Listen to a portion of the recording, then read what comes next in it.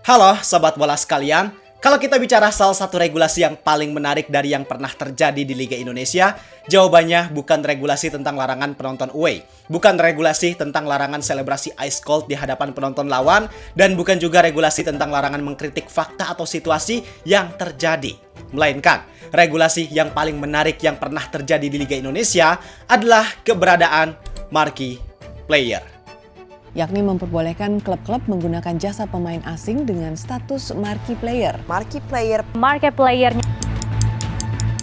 Manajemen Persib Bandung resmi merekrut Michael Essien yang pernah bermain di klub sepak bola elit Eropa, yakni Chelsea, Real Madrid. Jadi buat kalian yang belum tahu atau mungkin udah agak lupa bahwa Liga Indonesia tepatnya di tahun 2017 pernah kedatangan pemain-pemain kelas dunia. Mulai dari Mohamed Sissoko, Didier Zokora, Peter Odemwingie, Carlton Cole, hingga yang paling fenomenal adalah Michael Essien. Bayangin, pemain-pemain tadi yang punya CV mentereng karena pernah membela klub-klub besar Eropa semacam Liverpool, Tottenham, Sevilla, Chelsea, bahkan Real Madrid bermain di Liga Indonesia dalam waktu yang bersamaan. Coba, betapa mewahnya CV Liga Indonesia di tahun 2017 tersebut. Dan semua pemain tersebut bisa datang ke Indonesia berkat regulasi yang namanya marquee player. Jadi sederhananya, marquee player ini adalah sebutan untuk pemain sepak bola profesional yang dianggap memiliki keistimewaan dalam hal popularitas maupun keterampilan teknik yang baik. Yang regulasi ini diterapkan secara khusus ketika kompetisi Liga 1 tahun 2017. Nah, kalau untuk para penikmat sepak bola yang udah senior, pasti tahu banget lah kejadian ini. Cuman pernah nggak sih kalian mikir, kenapa di musim tersebut sampai bisa ada regulasi khusus untuk marquee player? Dan kenapa pemain seterkenal dan sehebat itu bisa mau untuk main di Liga Indonesia yang saat itu posisinya Liga Indonesia baru bebas dari sanksi FIFA? Nah, itu Pak, yang jadi pembahasan kita di sini. Maka untuk menjawab itu semua, gue bakal ngajak kalian untuk sama-sama kita bahas di video ini. Jadi pastiin kalian tonton video ini sampai akhir bareng gue Zidane Fatoni. Langsung aja kita bahas biar gak gitu-gitu doang. Tahu sepak bola.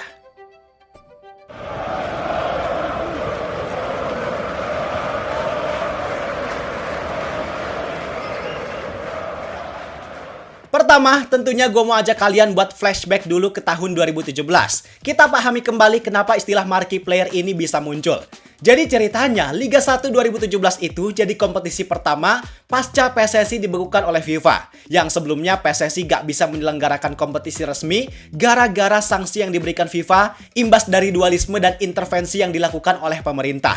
Dan di tahun 2017 itu jadi momen perdana kembalinya bergulir Liga Indonesia secara resmi yang diakui oleh FIFA. Nah, karena momen tersebut jadi momen penting, maka seluruh pihak tentunya antusias untuk melakukan yang terbaik demi sepak bola Indonesia bisa jadi lebih baik lagi. Dan di pertengahan Maret 2017, salah satu klub peserta Liga 1 2017 kala itu, yaitu Persib Bandung, tiba-tiba bikin kejutan yang membuat heboh sepak bola nasional.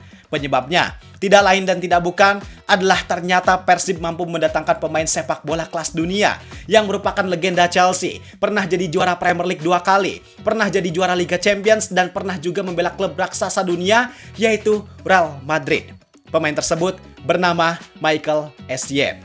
Bayangin, pemain dengan CV yang semewah itu bisa mereka datangkan ke kota Bandung. Coba, betapa beruntungnya Persib dan semua pecinta sepak bola Indonesia karena bisa melihat salah satu legend sepak bola dunia bisa bermain di sini. Dan gak cuma itu, tapi Persib Bandung juga berhasil mendatangkan pemain mentereng lainnya, pemain yang juga pernah membela Chelsea dan menjadi andalan West Ham United di kasta tertinggi sepak bola Inggris, yaitu Carlton Cole. Nah, gebrakan yang dilakukan Persib dengan mengontrak Essien dan Cole tersebut ternyata disikapi serius oleh PSSI karena PSSI melihat, wah kok bisa sih Persib datengin pemain sehebat itu? Mereka jadinya punya pemikiran bahwa ini jadi hal yang potensial untuk memeriahkan dan memajukan sepak bola Indonesia pasca dibekukan oleh FIFA. Maka gak lama setelah itu, akhirnya PSSI melakukan pertemuan dengan seluruh perwakilan klub peserta Liga 1 2017 dan hasil dari pertemuan tersebut pada akhirnya diputuskanlah regulasi bahwa setiap klub peserta Liga 1 2017 boleh memiliki marquee player yang tidak dihitung sebagai jatah pemain asing. Jadi ketika itu, kuota pemain asing yang diizinkan memang sangat terbatas, yaitu hanya 1 pemain asing Asia dan 2 pemain asing bebas. Maka dengan adanya kuota tersendiri untuk marquee player, jelas itu jadi keuntungan untuk setiap klub karena mereka jadi ada slot tambahan untuk memperkuat amunisinya dengan pemain asing tanpa mengganggu kuota pemain asing umum tersebut.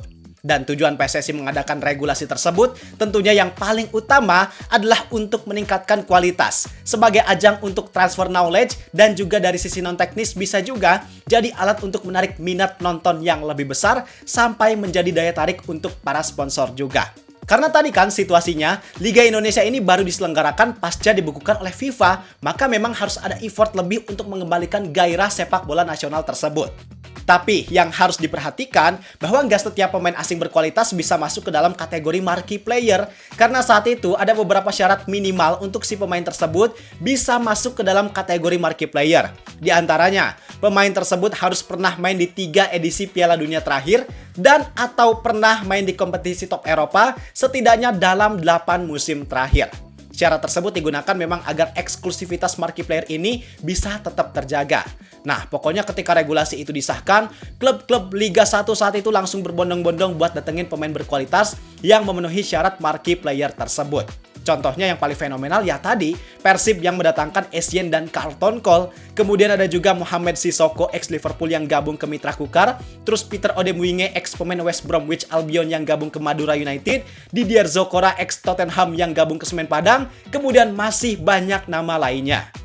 Dan faktor yang bikin setiap klub bisa mendatangkan pemain-pemain kelas dunia tersebut sebenarnya ada banyak macamnya, Pak. Mulai dari peran mereka yang emang udah gak kepake di Eropa, faktor usia, riwayat cedera, sampai yang paling utamanya adalah tawaran nilai kontrak yang bisa dibilang cukup fantastis untuk ukuran klub Indonesia di masanya yang memang cukup menggoda untuk beberapa pemain tersebut.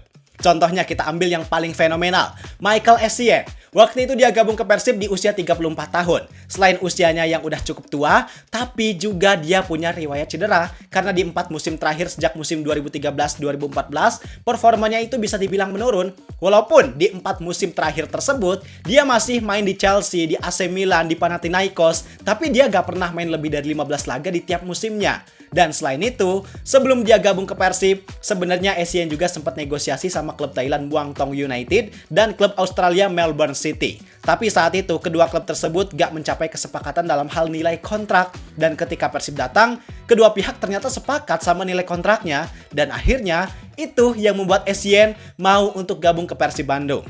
Maka itu juga merupakan situasi yang kurang lebih terjadi terhadap rata-rata marquee player yang dikontrak oleh klub Liga 1 saat itu.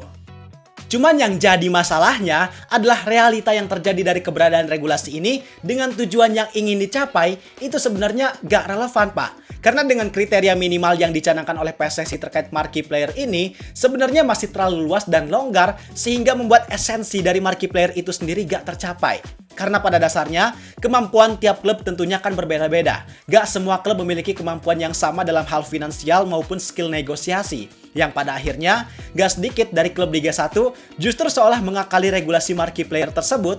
Banyak dari mereka yang pada akhirnya mencari pemain yang secara popularitas gak terlalu terkenal, secara skill dan karir gak terlalu bagus, dan tentunya secara market value juga gak terlalu mahal. Seolah mereka ini hanya setara dengan pemain asing umum, tapi secara kriteria, mereka ini memang marquee player.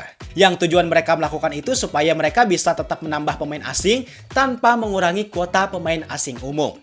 Contohnya, ada Paulo Sergio yang bermain untuk Bayangkara FC. Walaupun secara karir dia memang pernah main di Liga Top Eropa, tapi pengalaman teratas itu terakhir kali terjadi di musim 2013-2014 ketika dia main di Liga Portugal.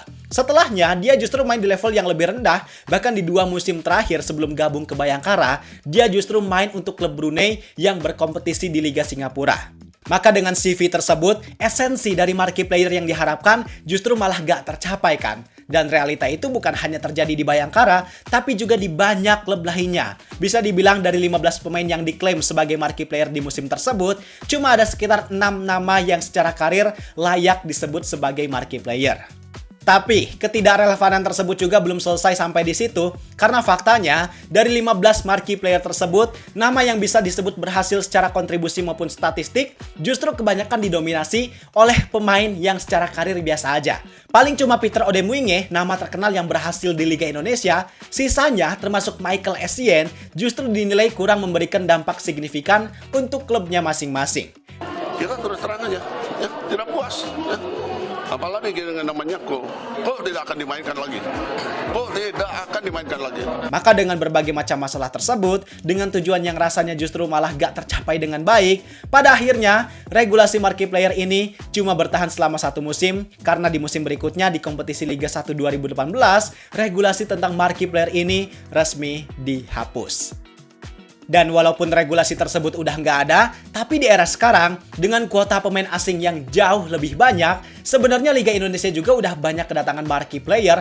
Kalau di musim ini, kita sebut aja Tom Haye, Eliano Renders, Federico Barba, Jordi Amat, Tymon Hoppel, Tim Resover, Jordi Bryant. Kemudian sebelumnya pernah ada juga Raja Nainggolan, ex-bintang Inter Milan dan AS Roma yang gabung ke Bayangkara FC. Ada juga Marco Motta yang pernah main di Juventus yang gabung ke Persija. Dan masih banyak yang lainnya. Jadi itu, penjelasan tentang marquee player yang sempat menghebohkan dan membuat ramai sepak bola Indonesia di masanya. Kalau kita kenang sekarang mungkin rasanya manis, tapi realitanya justru regulasi tersebut gak lepas dari banyaknya kontroversi yang terjadi yang dinilai kurang relevan dengan tujuan Liga Indonesia itu sendiri. Sekarang, pendapat kalian gimana? Silahkan tulis di kolom komentar. Gua rasa cukup sekian untuk video kali ini. Like dan subscribe-nya jangan lupa. Terima kasih, gua Zidain Fatoni. Sampai jumpa di video berikutnya. See ya!